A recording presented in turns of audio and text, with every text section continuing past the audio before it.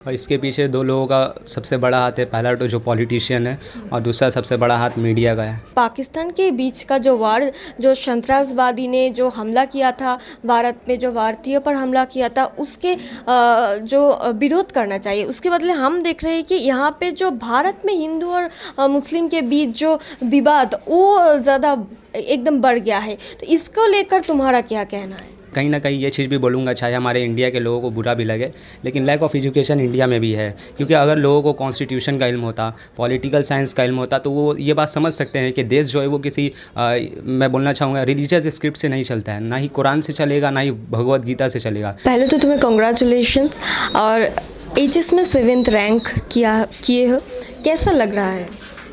अभी जो फीलिंग है उसको मतलब वर्ड्स कम पड़ जाएंगे इसको एक्सप्रेस करने के लिए।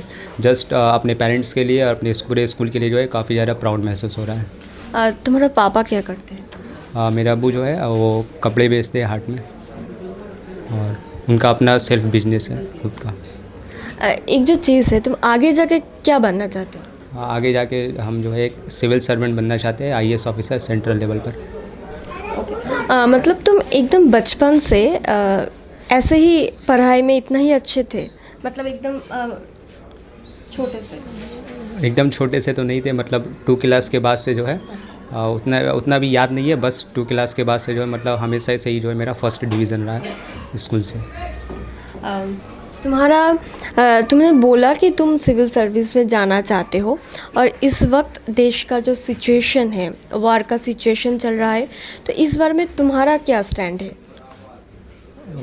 सबसे पहली बात, जो अभी जो वार की जो हालत है, तो 1954 में जवाहरलाल नेहरू ने जो है चाइना के प्राइम मिनिस्टर चाओ एल नाई के साथ पंचशील का मुआहदा किया था, जिसमें उन्होंने कहा था कि मतलब पीस की पॉलिसी को अपनाई जाएगी और म्यूचुअल को एग्जिस्टेंस। तो अभी जो है इंडिया और पाकिस्तान को यही करना चाहिए कि आपस में आके सुलह मशवरा म्यूचुअल को एग्जिस्टेंस करनी चाहिए।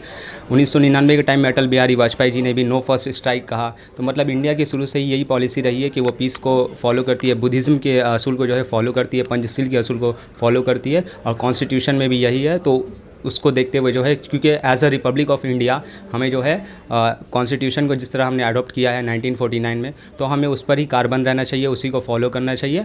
और जो है इस वार की जो अभी सिचुएशन बन गई है, तो आपस में सलाह मशवरा करके एग्रीमेंट अकॉर्ड करके हमें जो है इस चीज़ को आगे जो है पीसफुली, मतलब अमन और सुकून के साथ जो है कार्रवाई करनी चाहिए आगे एकदम। और हमने जो चीज़ देखा ऑपरेशन सिंदूर के बाद, पाकिस्तान ने क्या किया, उसका जो जंगी थे, जो मतलब जो संतरासवादी थे, उनको एकदम मतलब शहीद की तरह उसका जो शेष कृत्य हम जो कहते हैं वो किया गया, एकदम पूरा पाकिस्तानी जो फ्लैग है उसको देकर।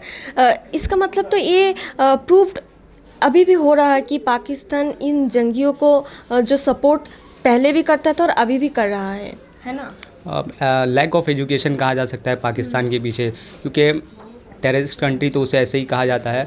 और वो कंट्री, उसके प्राइम मिनिस्टर को देख लीजिए, उनके शब्दों को देख लीजिए, तो ऐसे ही लगता है कि वो कंट्री किसी न किसी तरह, किसी न किसी एंगल से जो है टेररिज्म को फॉलो कर रही है।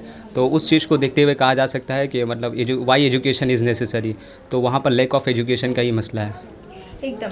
और एक चीज़ जो मैं एकदम लास्ट में तुम्हें पूछूंगी, अभी जो तुम्हारा जनरेशन है या फिर तुमसे बड़ा कोई, वो जो सोशल मीडिया में हम देख रहे हैं कि वो जो अब जो सिचुएशन है उसमें क्या होना चाहिए, इंडिया और पाकिस्तान के बीच का जो वार, जो संतरासवादी ने जो हमला किया था भारत में, जो भारतीयों पर हमला किया था, उसके जो विरोध करना चाहिए। उसके बदले हम देख रहे हैं कि यहाँ पे जो भारत में हिंदू और मुस्लिम के बीच जो विवाद वो ज़्यादा एकदम बढ़ गया है। तो इसको लेकर तुम्हारा क्या कहना है? और इसके पीछे दो लोगों का सबसे बड़ा हाथ है। पहला तो जो पॉलिटिशियन है और दूसरा सबसे बड़ा हाथ मीडिया का है, क्योंकि किसी देश की मीडिया ही जो है वो खबरों को पहुंचाती है, और खबरों को इस तरीके से पहुंचाया जा रहा है। आप ही देख लीजिए, मैं कहीं ना कहीं ये चीज़ भी बोलूँगा, चाहे हमारे इंडिया के लोगों को बुरा भी लगे, लेकिन लैक ऑफ एजुकेशन इंडिया में भी है। क्योंकि अगर लोगों को कॉन्स्टिट्यूशन का इल्म होता, पॉलिटिकल साइंस का इल्म होता, तो वो ये बात समझ सकते हैं कि देश जो है वो किसी मैं बोलना चाहूँगा रिलीजियस स्क्रिप्ट से नहीं चलता है। ना ही कुरान से चलेगा, ना ही भगवद गीता से चलेगा।